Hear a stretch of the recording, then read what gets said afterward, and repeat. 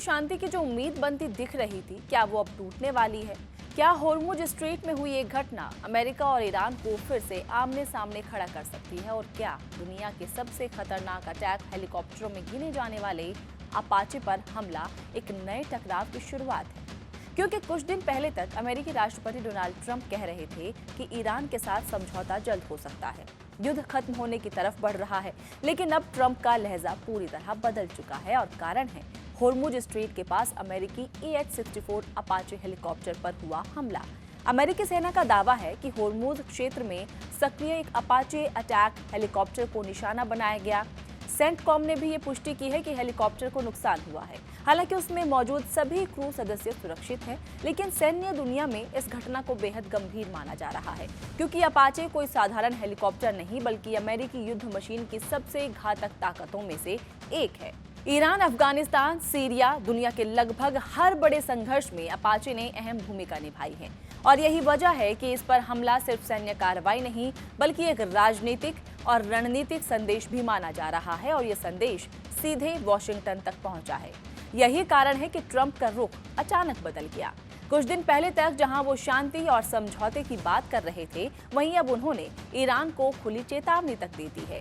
Trump ने साफ कहा है कि ईरान बहुत खतरनाक खेल खेल रहा है। अमेरिका सभी विकल्पों पर विचार कर रहा है।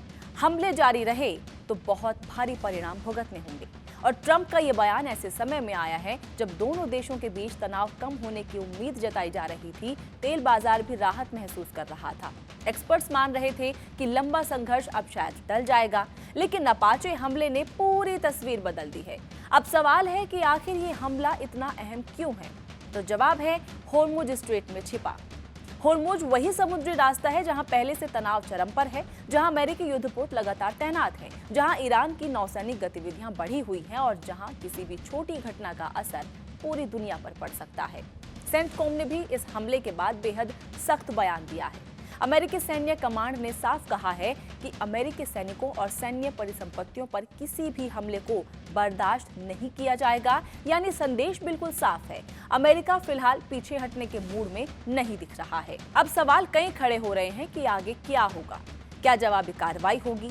क्या शांति वार्ता प्रभावित होगी? क्या तेल बाजार फिर उछलेगा? और क्या होर्मुज में तनाव और बढ़ेगा? सबसे बड़ा असर अब शांति वार्ता पर पड़ सकता है, क्योंकि बातचीत तब आगे बढ़ती है जब दोनों पक्ष भरोसा दिखाएं। लेकिन अपाचे हमले के बाद भरोसे की जगह अविश्वास ने ले ली है और यही वजह है कि समझौते की उम्मीद पहले से कमजोर मानी जा रही है।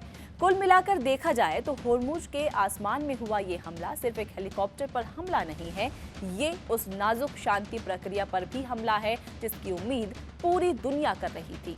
अब निगाहें ट्रंप के अगले कदम पर है, क्योंकि अगर वॉशिंगटन ने जवाबी कार्रवाई का फैसला किया तो मिडिल ईस्ट में तनाव का नया अध्याय शुरू हो सकता है और तब इसकी गूंज सिर्फ अमेरिका और ईरान तक नहीं बल्कि पूरी दुनिया की अर्थव्यवस्था और ऊर्जा बाजार में सुनाई देगी।